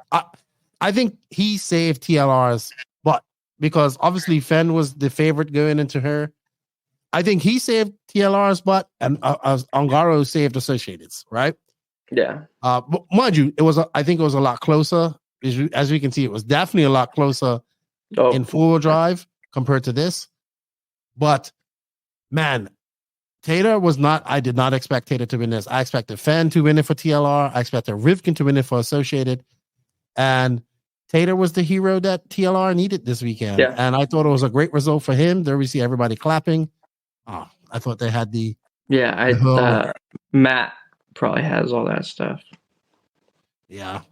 What was it like when this kid won this? Like just uproar. Like it was just not in a bad way. Just everyone was clapping. It was all loud and just like, it's kind of, I think, for everyone going into A3 being like, well, he did it for America. Yeah. I'm like, the Europeans come over and conquer in 4-wheel drive, and the Americans 2-wheel drive. I think you're going to ask for a better story out of Worlds, right? No, it was good. Yeah, like the Europeans came out swinging in 4-wheel and in 2-wheel. The USA showed up. I think both of those winners were great. Obviously, it would have been great to see like a Fend win this, or maybe a Rivkin win this on his home track. But because I think the last few winners in 2-wheel have all been American. Yes, because it was 2017. It was Rivkin. Mayfield, sorry. 2018. 2018 was Mayfield. 2019 was 17. Was it? Yeah, sorry. 2017 was Mayfield. 2019 was Rivkin. 2015 was Rivkin as well. Yep. And then 2013 was it was Tebow. So Hartson won 4-wheel drive. Yep. And 2017 was Coelho won 4-wheel drive. 2019, obviously, 2015 Coelho won 4-wheel drive. 2017 Mayfield won both. 2019 was Coelho again. Yeah. So we're seeing a little bit of a trend here. Yeah. So maybe next year. Next in 2025, it's going to be a double American win. I don't know, like the Australians. I think that's where it's supposed to be. A couple of my buddies in Australia have been telling me, like at that Chargers track. No, I don't think it's going to be there. It's going to be somewhere else. Okay. All right, let's get into a little bit of other things that happened there. By the way, congratulations to Davide Ongaro. Congratulations to Tater. Ooh, I would have loved to have been in that conversation Monday. With Fend not having a world championship, Tater having one before him, his Padawan. Where do you think that bumps Tater up on the totem pole of TLR? I don't know, because the same thing happened to Mayfield in 2015. You know what I mean? Like his protege Spencer Rifkin wins a title before he wins. So it's kind of a trend. You're well, I would say this. A lot of people are like, yeah, Tater's going to get paid. He's going to get a big salary. And I don't think that's going to happen. I think he obviously going to make some money off contingency, but I think he still has to have more. he has to have more consistent wins under his belt to start demanding that big salary. Yeah. I think TLR will up his, if he stays with TLR, which I'm pretty sure he will up his travel budget. I'm sure he'll probably get a smaller salary or something. He'll be able to race more. Phantom obviously will pay him some more money. Yeah. But I don't think you're going to see that instant, he's going to make like a big salary. Not that all of these guys make a big salary anyway. You probably make more money racing stock, to be honest. But I think he definitely makes a big contingency, and he has to have more consistent wins in both to be better than Fenn, because Fenn's still one of the best racers in the world. To be better than Fenn in 8 scale off-road and 8 scale 8 scale and 10 scale off-road. So he still has a big ladder to climb. He's still young. He's only 16, so he has a lot. He just seems like he's been racing for so long. Yeah. Ongaro, on the other hand, also cements his position as probably the number one driver in Associated right now. Yeah, for sure. Like I believe they were talking about him coming to a couple more 10 scale events like next year. So it's going to be interesting to see what happens with that. Congratulations to them both. Let's talk about something else that happened at this race was the unveiling of the new Mugen two-wheel drive buggy. Tell us a little bit about that. I should have had that up in pictures. Let me find it while you talk about it. It looked similar to one of the platforms out there. It looks looks like a Losi. It does look like a Losi car, but a Losi car that has an updated transmission case and a couple other parts. No, I also saw that Shin was running a four-wheel drive TLR. Lots of Mugen parts. He ran it. Yep. When I talked to him, when he came down to SDRC, he's like, I'm running Mugen two-wheel and Losi 4.0 with Mugen parts. So he had the Mugen shocks and the Mugen rear arms on it. With those rear arms, you can adjust the where the shock mounts. So from side to side and then going up and down, you can shim it out. So could be potentially a pretty good setup option for the Mugen camp. Now, do you feel that we will? So there, I guess my question would be, who is going to drive this car for Mugen? Is it going to be Drake? Is it, because he's busy. Are they gonna? Does this mean we're gonna see Mugen hire a driver? I know. To do both. One of their touring car guys, Jacob Cruz, has been talking about running to 10 scale more, and like he's came out a couple times to like SDRC and ran 10 scale. He gets around pretty good, so I think this will kind of motivate him and his dad Mark to come out and run a little more 10 scale than what they were doing. Here we are looking at some pictures of the Mugen. Oh, I like this. This aluminum insert for the. Yeah, that's what I was talking about. Ooh, see, I'm visual. I have to see that. That's different. Does any other 10 scale car have that? No. Ooh. So they can run. How do they lengthen the width of the car, width of the arms then? Through how? You said they can adjust it. Well, so not the width of the arms is what I was saying. So they can raise and lower that mount with washers, and then you can flip that thing, I believe, to run the shock farther in. Oh, that makes sense. That makes a lot of sense. Let's see what else we have here. Here's the layout. So see, that's little things like that make it different, right? Yeah. It looks pretty. You know what? Honestly, I've looked at them, but this is the first time I really looked at the pictures. Ooh, they got a front sway bar. You don't see many two-wheel drives coming with front sway bars nowadays. The Losi car runs a front sway bar all the time. Okay. And that's what, I was wrong. Interesting. So, what is the talk about the four-wheel drive? Are we going to see one of them soon? I'm sure we will sooner or later. I mean, it's only natural, right? Yeah. Dude, do you know how long people have been waiting for Mugen to make 10-scale electric cars? So they've been talking about it for a while. And they talked about it last year. And I remember being at the touring car track, and they were like, yeah, I think that they're going to do it. And then, here we are now, and they did it. So absolutely. How did it look on the track? It didn't look bad. It looked pretty good. I think it's a good thing, just getting a little bit more of brand diversity out there instead of the same two brands out there. Just having the the 10 scale market is not saturated like the 8 scale market. No, yeah. We have about 3 million chassis companies and more coming in the 8 scale market. And in 10 scale, you have TLR, Associated, Schumacher, X-Ray. That's your main ones. Maybe a Trinkle of Serpent. And obviously PR comes around once in a while. S-Works stuff, Yeah, S-Works too, sorry. But I think people have been waiting for Mugen to make 10 scale cars since like the early 2000s. Yeah. So it's going to be interesting to see how this works. It's going to be interesting to see who they hire. I know a lot of people's like, oh, David Ronnefalk's going to be running it. But I don't see that happening because, one, I know that Mugen, one of the reasons that Mayfield left was because they don't pay too well. So, and they have the Killick brothers. So the Killick brothers will probably be running this as well because they have been doing a lot more 10 scale. But I really like this. I like this a lot. That's a pretty badass option, I think. I like that. All right. Before we move on to some questions, tell us a little bit about some of the things you did not like at the Worlds, like organization-wise. What could have been better? I did hear a lot of my European friends messaging me and complaining about it. But the Euros are used to a certain standard compared to a lot of things. So they're always going to complain about what goes on over in the USA. I think that they did a pretty good job of the event, like overall. The only thing that I wasn't super keen on was I honestly can't think of anything that I didn't like. I was just trying to go around the track half the time anyway, so I wasn't super concerned about what was going on.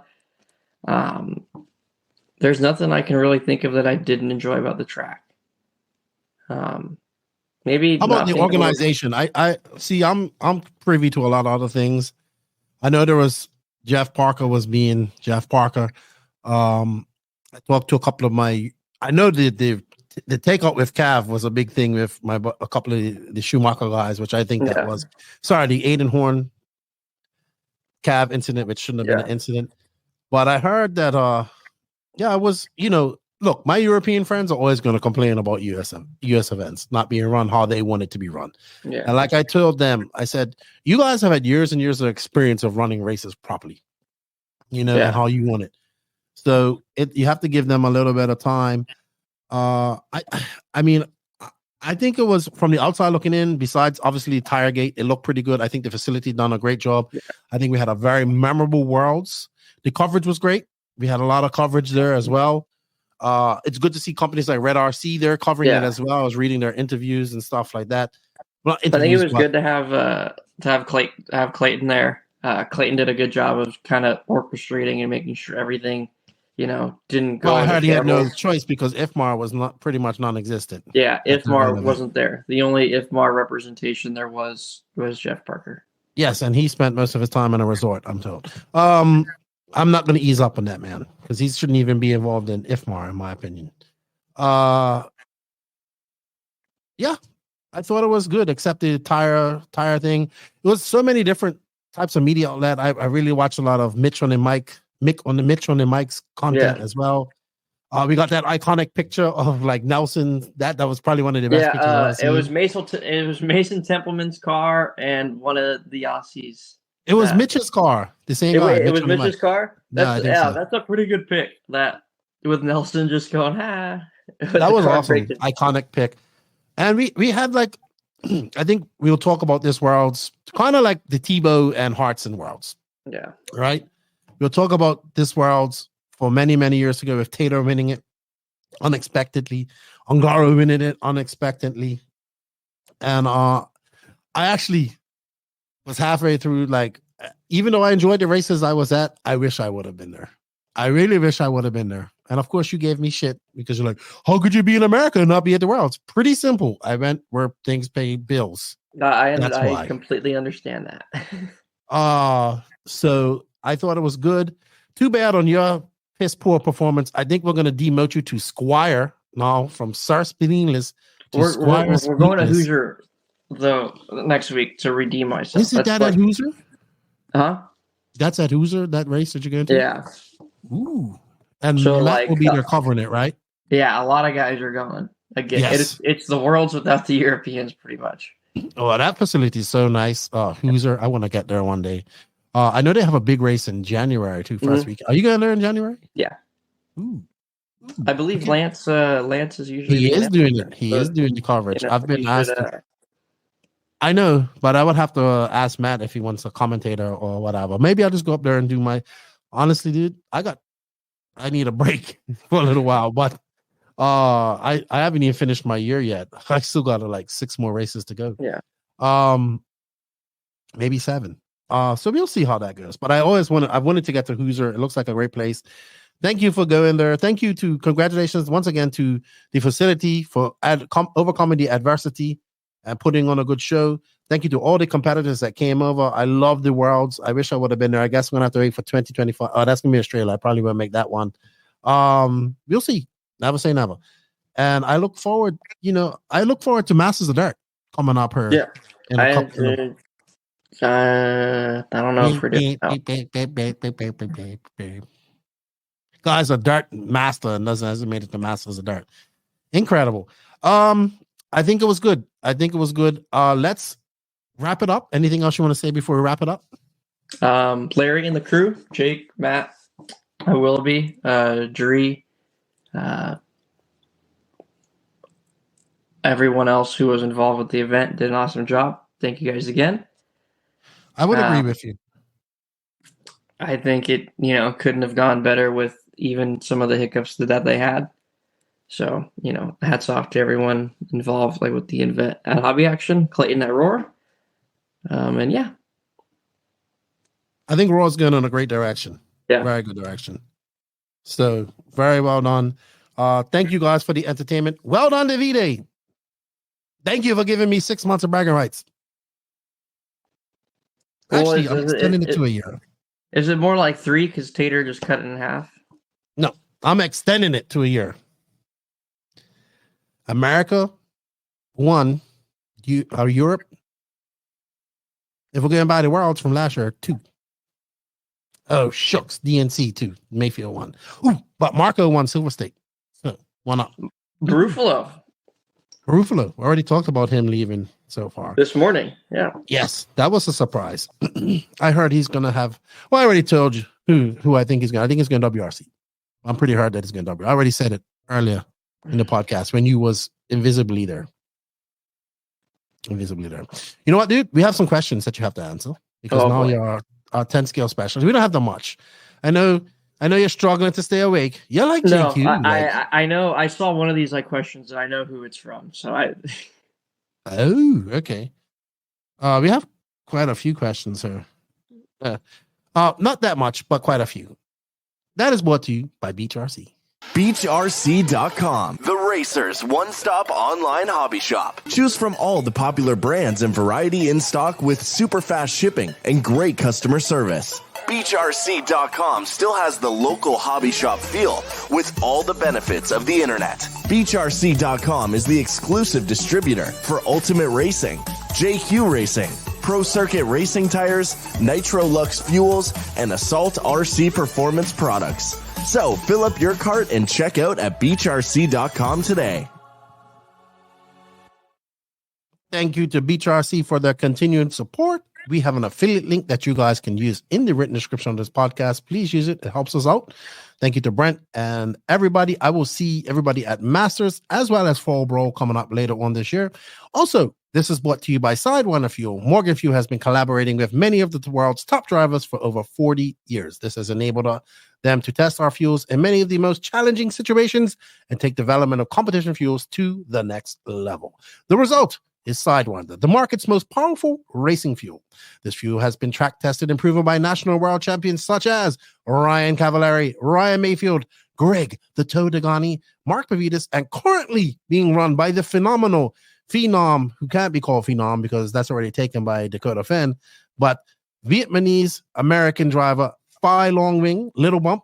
These drivers appreciate that Sidewinder is blended perfectly for the high performance needs of competitive racing today. Do not let victory slip through your fingers. Purchase Sidewinder right now. And you can find it Sidewinder at your local hobby shop. So contact them if you want to get some as well. Oh, contact me. I'll put you in contact with them. All right. So we have a few questions for you, good buddy.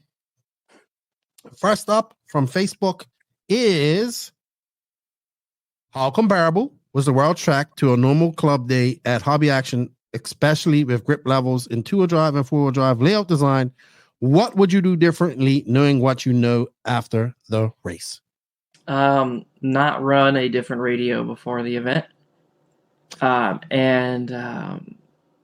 What else? Setup was a little different. We ran softer shock packages and a couple different things. We ran a little more toe than we normally do in two-wheel, just to get a little more grip than what we do on a normal traditional Hobby Action grip style like layout. Okay. Mark Thomas asked about the Hobby Wing G3 motor. We already explained that in that. But also Kyle Munson wants to know, why is there a need to approve a mod motor? Batteries I understand from a safety aspect, but motors being a mod class, why does it matter? I think because some of the guys use the stock blanks in their modified like motors, and some of the stuff that they do in stock isn't legal for modified. Also, I think it also has to be available. Yeah, to the public. Everybody. Yeah. Yes. All right. And I think this question comes from, I think the next question comes from Kyosha's number one fanboy, Mike Sorchi. Who makes the best radio? Hashtag too soon. Sanwa. You can plead the fifth on that if you want, but you didn't. All right. Yeah. Dallas Hoover wants to know, is there an order of setup changes that you have? So if you felt your car needs to change, what do you try first? Diff fluid, roll center, pill change, or springs? Thanks. Love the show. Normally, if my car doesn't feel in the track, I'll mess with pills. I'll lower them a bit. Mess with shock oil or springs, and then after that, start messing with camber links and all that fun stuff. Connie Svensson of House of RC, I would like you to reflect on the fact that the Europeans were strong in four-wheel drive, but Americans rode in two-wheel drive. Also seemed like Associated, as always, was well represented in both finals. Schumacher looked strong in both, and TLR were especially strong in two-wheel drive, even if they have the oldest platform. He would like to hear your opinions on the different brands and what does Mugen bring to the table. Can they actually make a difference? I know at most events the TLR stuff makes the most amount of grip. So when we did like Reedy Race and all that stuff on the spec tires the first day, the TLR stuff always had a lot of grip compared to the other cars at the time. I still think that it's probably pretty like relevant still that the TLR car makes a decent amount of grip. Mm-hmm. They're coming out with options to, give it a little less grip with the longer chassis and stuff like that. Now, what about the Associated cars and the Schumacher cars compared to the TLR?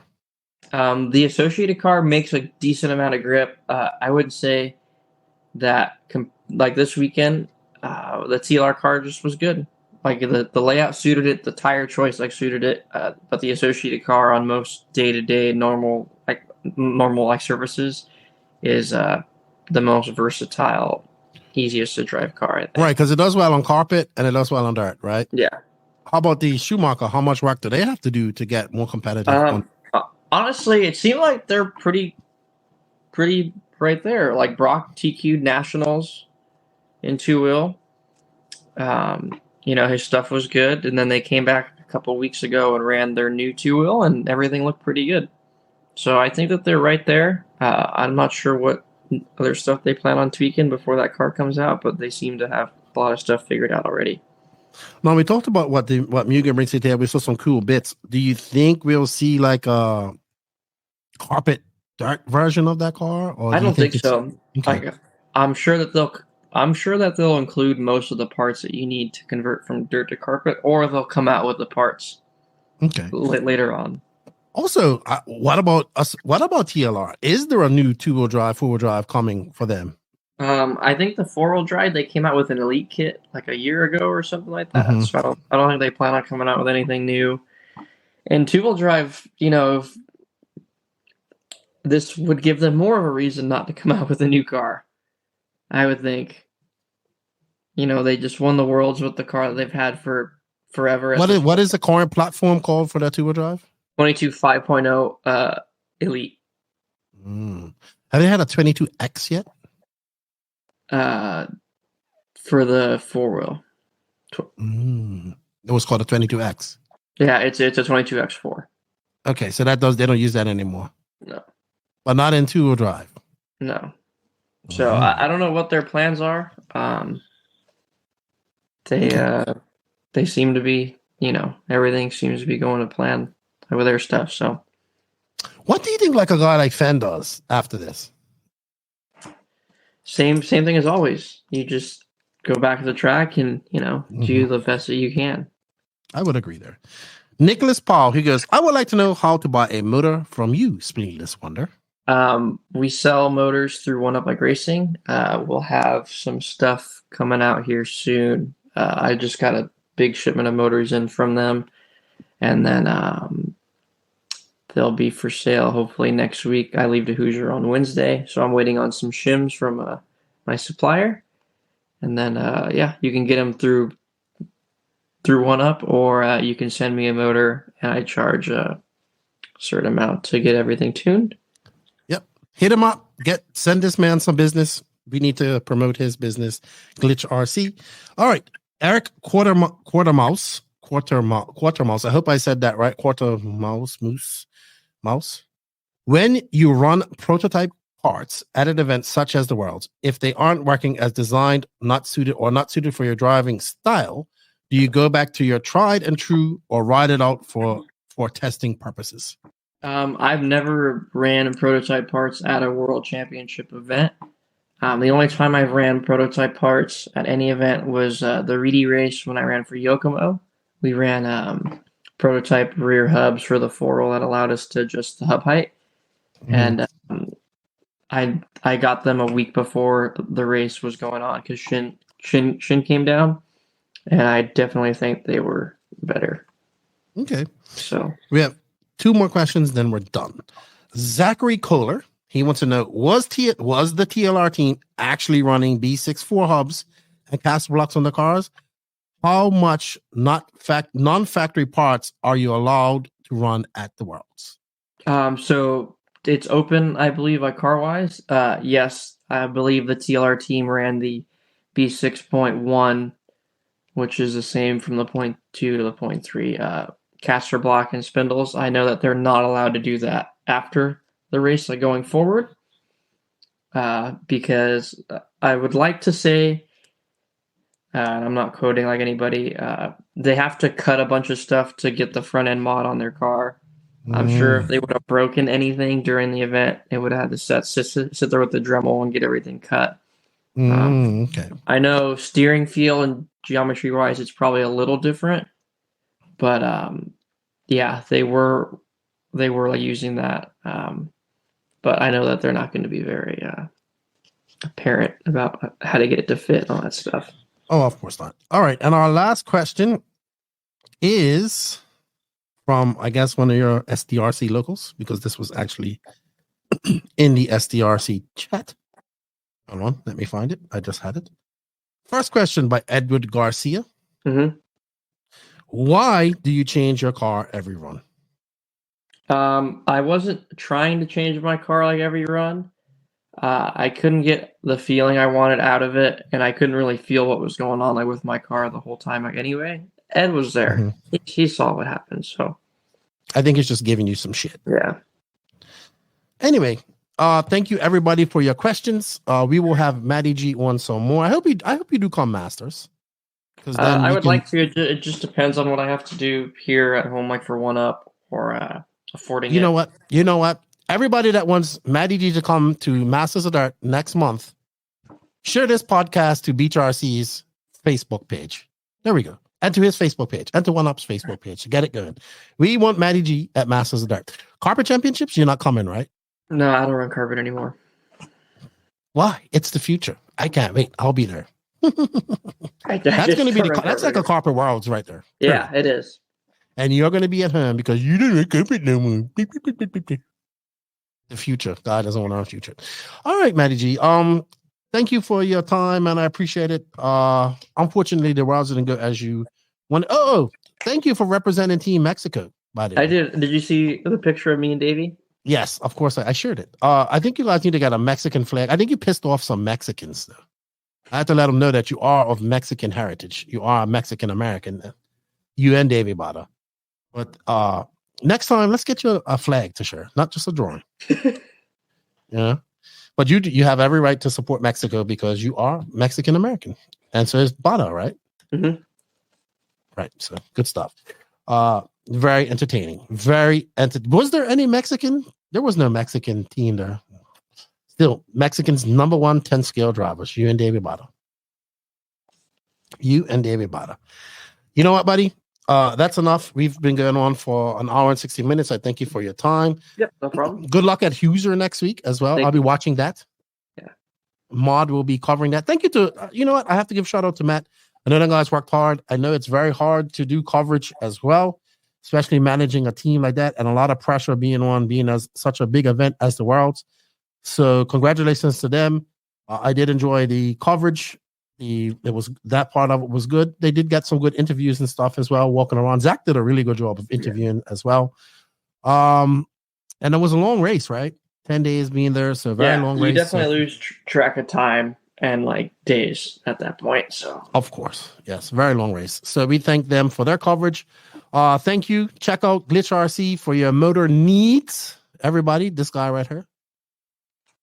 And thank you to all of the NNRC squad around the world. I am dropping another podcast next week. It's going to be more about the HDGP that I attended. Max will take some of your questions, and we'll have the other Max want to talk about it. Then I'm off to FRCC, hopefully, for their race. That's a quick hop. Leave on a Friday, come back on a Sunday. And yeah, all that good stuff. All that stuff. Thank you to the NNRC patrons and YouTube members. I appreciate you guys' support. You should get early release of this. Shout out to invisiblespeed.net. Don't forget to take advantage of that deal going on. Of course, to High Tech RC for all their continued support. Hefty at Sumpedal USA, Sidewinder Fuel, Hot Race Tires, Mayako, Beach RC, Techno RC, Lugs Racing Tires, Clinic RC, Ignite Design RC, Stacked RC, Donathan RC, RaceCraft USA. There's a lot of RC companies. RaceCraft USA. Shout out to the Florida RC Championships, WRCE Danny Paz. Check out my boy Gene for SJ Racing for your builds. House of RC, RCGP, and of course, SWAT drivers David Runafelt, Jared Tebow, Robert Batty, and Alexander Bagberg. And now demoted from Sir to Squire, the Spleenless Wonder, the main wonder right there. Go, you know, when you go to Hoosier, you got to make up for that D main performance. Oh, don't worry. I hopefully can. You know, you'll be all right. You've been to Hoosier before. Good luck at that, and have fun.